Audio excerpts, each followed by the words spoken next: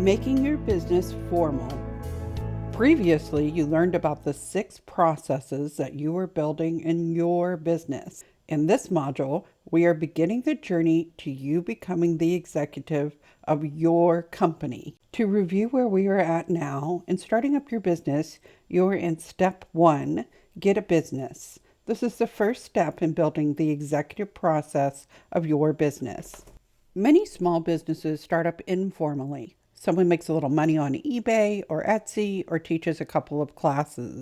Then when the owner starts wanting to take their business more seriously, they need to establish their business formally. In this lesson, you're going to learn what formally establishing your business means, why you do it, and how to do it. Then in later lessons in this section, you'll be guided step by step through the process. By the end of this section, your business will be formally established. Before we talk about how to set up your business, let's define what a business is. This will help you understand the steps you need to take to set up your business.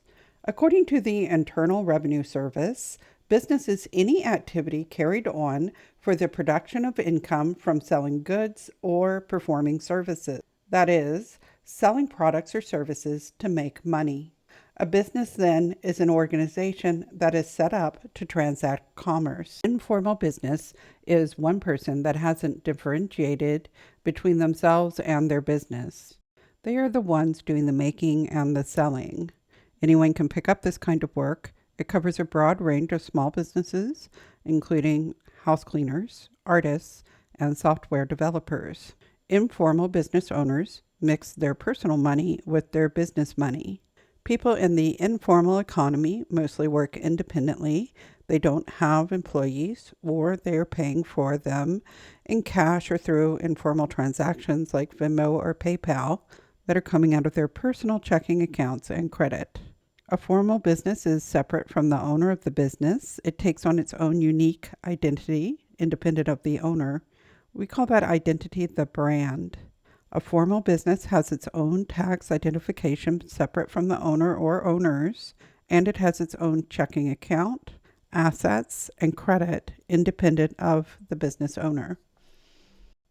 Informal work is not taxed. Not paying taxes on business income is not legal per se, but it's unlikely that the authorities will go after an artist who sells a few paintings at a cafe or a software developer who takes payments by Venmo. It's not worth their time. Many informal business owners prefer to keep their money all to themselves rather than pay a portion to the government, and they prefer not to deal with the expense and hassle of filing business tax returns. One of the reasons that informal business owners avoid paying taxes is there are financial and legal repercussions to misrepresenting business income. It's safer for them to not alert the government of their business's existence than risk the consequences of not paying the right amount. If they don't report, they can fly under the radar. However, if a business doesn't pay taxes, it's hard to prove its income. By paying taxes, you document your business's history and financials. Those same legal repercussions that informal business owners are dodging are the control that makes tax returns such reliable proof of your business's income. If there is a legal consequence, it keeps you honest. Having legally documented income makes it much easier for your business to grow because you can prove your income to people and organizations that have a lot of money to spend. Presenting your tax returns reassures lenders that your company will be able to make its payments. It reassures large companies, government agencies, and grant organizations that your business has the funds to deliver on its promises. When your business can get access to capital and contract and sell to established businesses and government, it minimizes your risks when you decide to take on long-term commitments like hiring employees, purchasing expensive equipment, and leasing an office. This is how your business grows. So the expense and risk of hiring an accountant to make sure that your tax filings are done properly is offset by the reward of being able to prove that your company is trustworthy. You don't have to choose between the two kinds of businesses when you start up. You can start up informally to test the waters and see if there is a market and if you enjoy the work.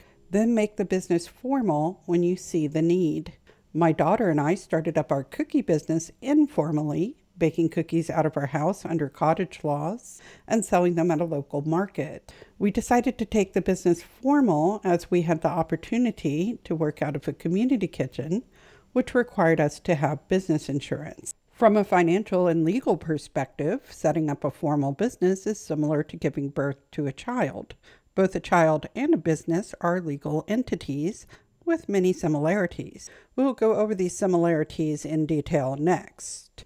A useful way to think about a business is that it's like a person, except its personality is its brand. It's not exactly the same, but it helps with wrapping your head around the concept of a business as separate from yourself, the owner. When you give birth, the government assigns your baby its own unique identifying number. When you establish your business, the government assigns your business its own unique identifying number. That tax identification is what alerts the government to the existence of your business, and it will expect your business to file taxes once your business is in their records.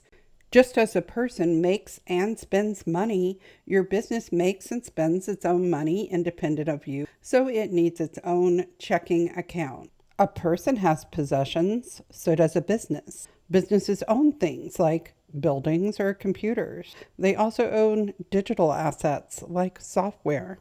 Some companies only sell to other companies, generally at lower prices than retail pricing. These companies are called wholesalers. A formal business can purchase wholesale goods and software reserved for business use. Generally, wholesale companies require your business to provide a tax ID before they will sell to you. Both people and businesses can own intellectual property. If a person writes a book, that person owns the legal rights to publish the book and to the money from its sales. If a business's employees write a book on behalf of the business owns the publishing rights, not the employee.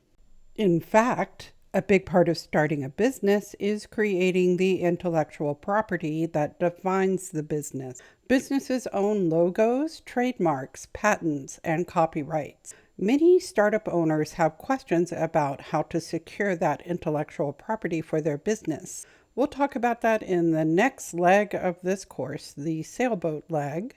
In the rowboat leg, we focus on creating the intellectual property in the first place. Like people, a business has legal responsibilities and rights. Both a person and a business can enter into contracts. If a person harms someone else or their property, they can be taken to court. So can a business. A business also has legal rights that protect it if it is sued. These legal protections are a big incentive for starting up a formal business. As you grow your business, you open yourself up to more legal risk, and these protections help you to more comfortably take on those risks. Some businesses are riskier than others. If your business sells meat, for example, you risk customers getting foodborne illness. If you sell toxic chemicals, it's more likely people could be harmed. If what you make or do has the risk of harming people, then it's more important that you formally establish your business more quickly.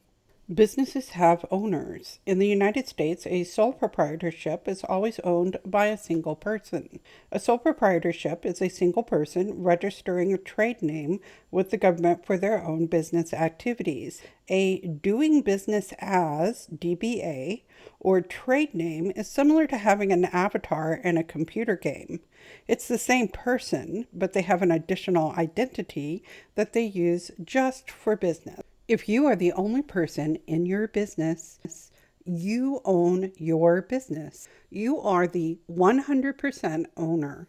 If two people own your business together, then you each own half of it, or however you agree to divide the ownership up. That is called a partnership. Some corporations have hundreds or even thousands of owners called shareholders. One big advantage of formally establishing your business is the opportunity to cash out of the business instead of shutting it down. After you grow your business, you can sell it, passing all the assets that the business owns and its liabilities to another owner or owners. As you start up your business, it's good to think about your ultimate exit strategies so you can make decisions along the way that will get you to that end goal.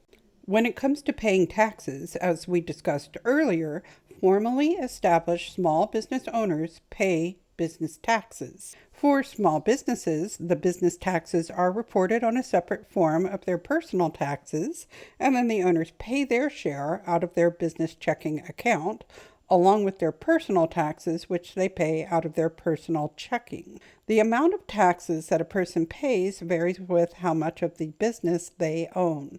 Big corporations, which are out of the scope of this course, owe corporate taxes independently of the owner. There are a lot of tax advantages given to businesses, and one reason many people like owning a formal business is to gain those advantages. These tax advantages help you to fund your business startup. One advantage of owning a business is taking tax write-off. A write-off is an expense that you do not need to pay taxes on. For example, if you use your car for business, you can deduct the money you spend on gas and wear and tear on your car and essentially get some of the expenses of owning your car paid for by the government. Most startup companies lose money in their first year or two of business. Deducting that money from your personal taxes helps you pay to get the business going. You get some of the money you spent back at tax time.